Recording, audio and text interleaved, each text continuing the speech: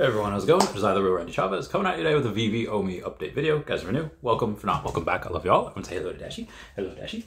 Commenting, like, and subscribing is a free way to help support the channel. Non-free ways are Patreon and smashing that super thanks down below. And everyone check out wraithax.eth domain name. And this is not financial advice, ever. So we do have a little bit of news. We're going to do some Earth 2 news as well, and we'll start with that. Earth 2 did have their first ever Twitter Spaces this morning. I tried to stream it. For whatever reason, it kicked me out the first time. I was unable to fetch it, but it is playing. You can talk to Kissy or talk to Psyche, whatever. Shane was in there, and he was listening. It had some really interesting topics. We'll do that more often.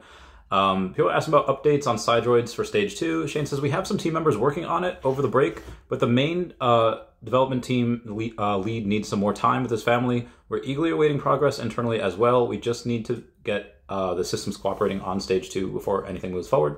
We can expect after the holiday Shane to drop some more gifts for us. He has dropped about $2,000 worth of gifts out of the $10,000 that he promised.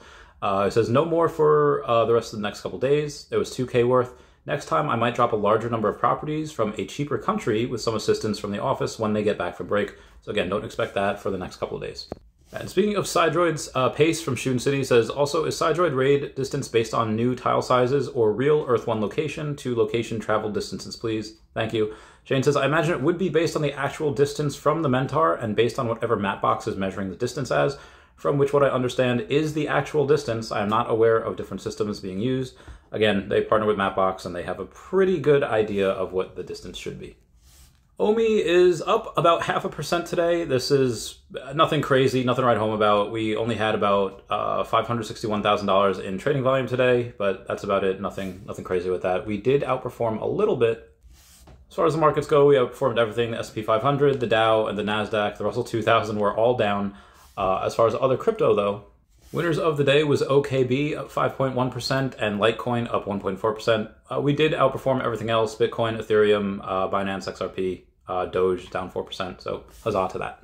The Veve app was down for a little bit. They said they hope you're having a happy holiday. The market will be unavailable from 9:30 a.m. Eastern Standard Time for just for a little bit. But that, again, was the other day. I couldn't find any noticeable updates in the app, so comment down below if you have noticed any updates that I may have missed.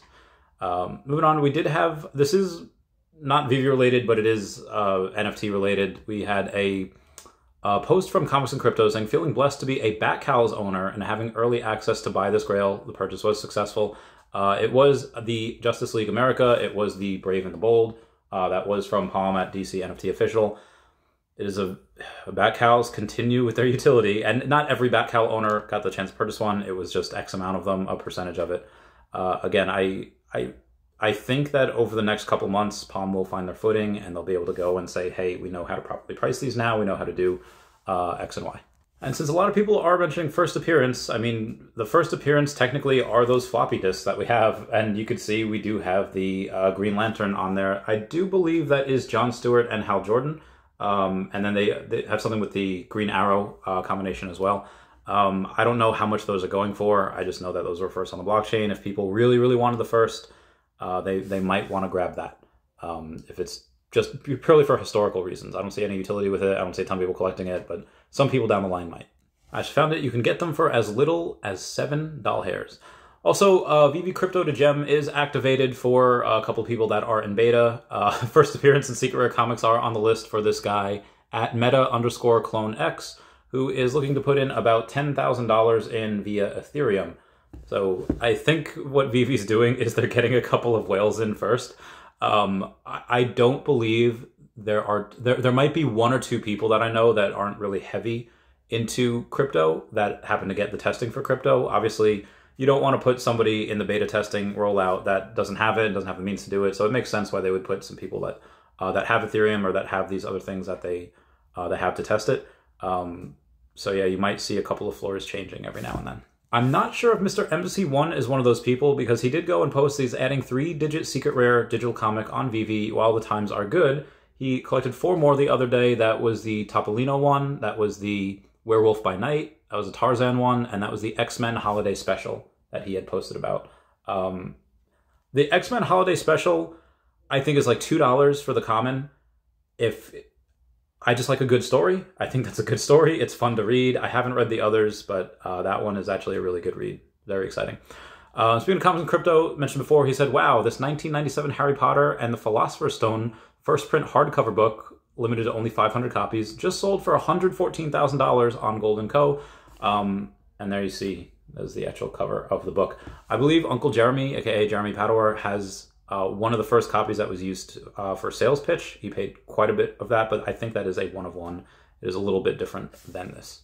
Just telling you that everyone really likes collecting, and it's not just collectibles, it can be books as well. One Little Prince, Vivi, One Little Prince. Speaking of Harry Potter, Golden Auctions has a final sale price for this 2004 art box, Harry Potter, Prisoner of Azkaban, with Daniel Radcliffe, Emma Watson, and Rupert Grint, multi-signed card, sold for $47,400. I think that is relatively one of one as well. Again, signatures really go and take the price, and they just do something crazy with it. So when you have the opportunity to buy a couple of cards signed by Al Kahn, it's a really good idea. Definitely contact me or Lori Brenner, or even Al himself. I don't know if you can DM him, me or Lori Brenner, and we'll get you details on that. We do have a tweet from Nifty's Build Your Realm. They don't have too many followers, but said in 2023 we meet you in the north, and they have announced Game of Thrones NFTs. So the first Game of Thrones NFTs will be on Nifty's Build Your Realm. Again, not a ton of followers there, but Game of Thrones is a big enough IP. They might get a few from that, and it might be something that you'd want to track as well. Again, people collect the strangest things. Steve Jobs sandals, worn in the early days of Apple, sold for $218,000. Brown suede Birkenstock Arizonas. Yeah, so again, people collect the strangest things. I guarantee you Reese's sandals go for a little bit in the future. They're doing blockchains by NFT sales volume, and it goes in the top 5 is Flow, Cardano, Immutable X as number 3, Solana number 2, and Ethereum number 1 right now. There is quite a bit of difference between the first 3. Ethereum had about 15 million in sales volume. Solana had about 4 million, and Immutable X had about 439,000. Veve should probably be its own thing. Again, it is on Immutable X, so Immutable X will probably take that number 2 spot from Solana in that bull market. I mean, I don't know, a lot of stuff is really based on the Ethereum blockchain. Technically, so is Immutable X as a layer 2. Be really curious to see what happens when layer 3s come in, but yeah, Immutable X will be number 2 to Ethereum. I don't see any. Maybe when, Earth 2, Polygon will move up. That's currently number 6 right now. It might get number 5 or 4, but Immutable X will definitely be number 2 because of Veve. We do have someone from the Facebook called Chuck Deans Jr., who goes by Chuck Daraper over on the Veve app, who's a U.S. Air Force veteran. Huzzah. And he had bought his second Todd. So the Todds are right now under $1,000. I put out a poll before on what grail would you rather keep long term. Would it be the partner statue, Secret Rare Spider-Man, the Todd, or other? And most people that put other, I'll read you the details right now. Most people that put other put Miles Morales. So that's also something to watch. So I only put it out a few hours ago. We had about 990 votes. 44%, or almost half, chose the partner statue. 28% chose the Secret Rare Spider-Man. 18% chose the Todd Batman. And 10% was other, but a good 85% of those 10% chose Miles Secret Rare. If he would have been on the top and I would have said choose out of these 4 which one you would want, hold long term. And there was a bunch of people that did say out of these 4, if I could only choose one, they did say partners or Secret Rare Spider-Man, but there was a few people that said I would just, rather stack 7 Todds. And I was like, okay, that is a fair thing, because they're like $800 something now. That is insanely cheap. That is very, very undervalued. In my opinion, no, I do not have a Todd. Will I get one at some point? Yes, absolutely. I will be doing something that was not popular in the past, but it's my money and my life. I'll keep you guys posted on when that is, on what that is. It might be before the new year, it might be after. I'll keep you posted. Speaking of which, I will be doing a New Year stream tomorrow. We're going to celebrate the New Year in New York. Central, Mountain Time, Pacific Standard Time. We're going to go all over the place. So it's going to be really fun. There's going to be a bunch of people on there. Comment down below who you want to see on as a guest. But yeah, it just goes to show you a lot of people are still stacking, and they are stacking what they like, but also what they think is going to be really, really worth it in the future.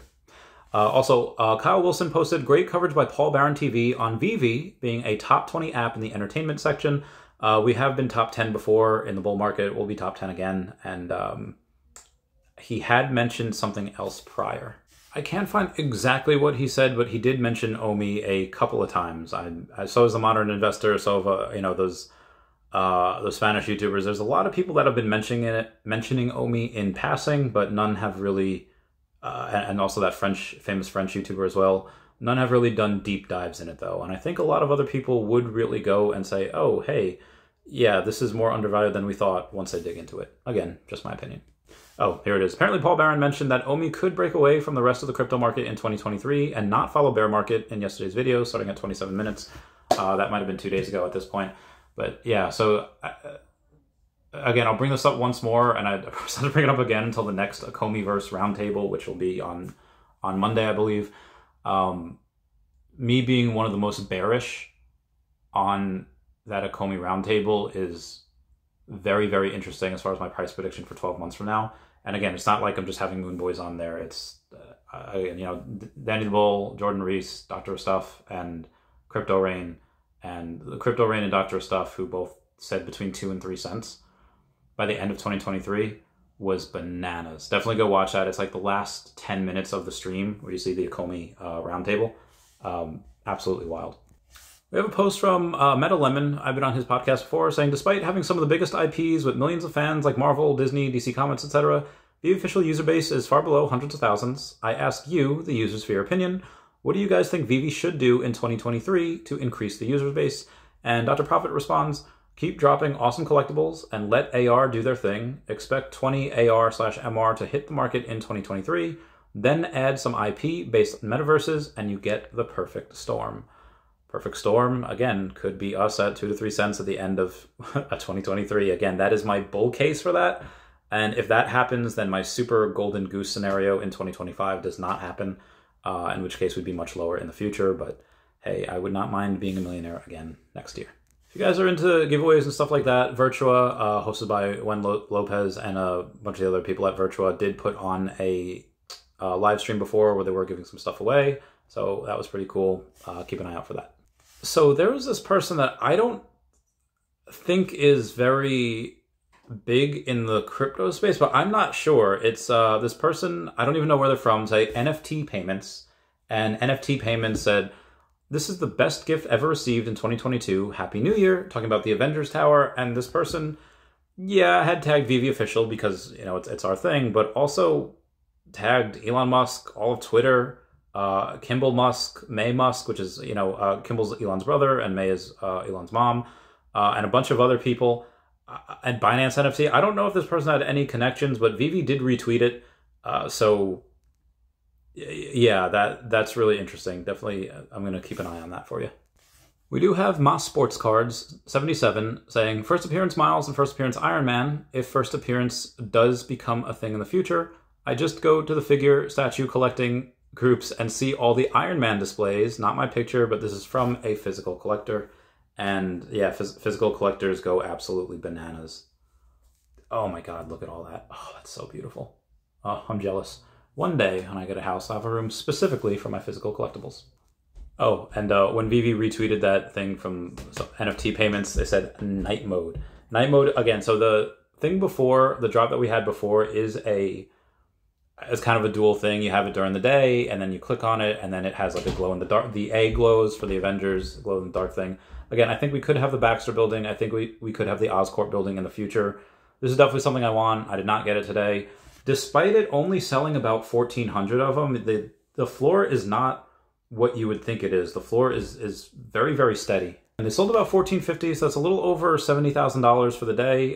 Good for them. Again, not including other resale stuff. And, oh, look at that. CB1 has it on the floor.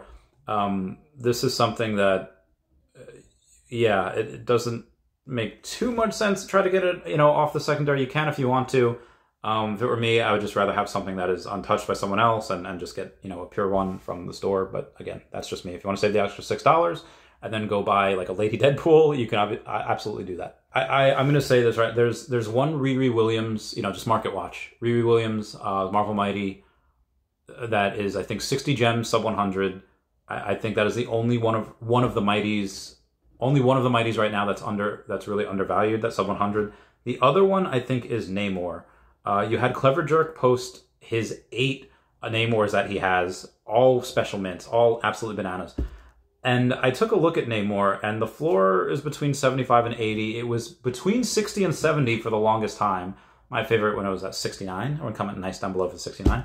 And then it took off the other day to 80. It's down to like 75 now. But, you know, this is an ultra rare Marvel, and there are 2 of them that are less than 2x the floor. Like, there are 2 of them that are sub 100, number 80 and number 150. Or, I'm sorry, number 81, which is 150, and number 83, which is 149. That's just something that, again, if I had the gems, I would totally buy. But, you know, just me. Alex Gonzalez goes and tweets, for a few years, I've been all about simplifying, downsizing, and decluttering. Veve was a perfect way to indulge in collecting without need for more space. Fast forward to now, I had to buy a shelving unit for all my new collectibles, and my garage is now a U warehouse annex. And then he laughs at that. Speaking of the team tweeting, we had Reese say, I just did my first fusion swap with @1inch. What do you mean there's no fees? And 1inch is account on Twitter, has 1.2 million followers. I don't know if that's just a personal thing that he did, or if that's something that might be, you know, interoperable with Veve at some point in some way with OMI. I'm not sure. Again, we'll keep an eye out on that for y'all. Anyway, that's it for the day. Please comment, like, and subscribe. Comments are good for the YouTube algorithm. Everyone say bye-bye to Dashi. Bye-bye, Dashi. And again, Raythex.dth domain name, and not financial advice ever. Love you guys. Bye.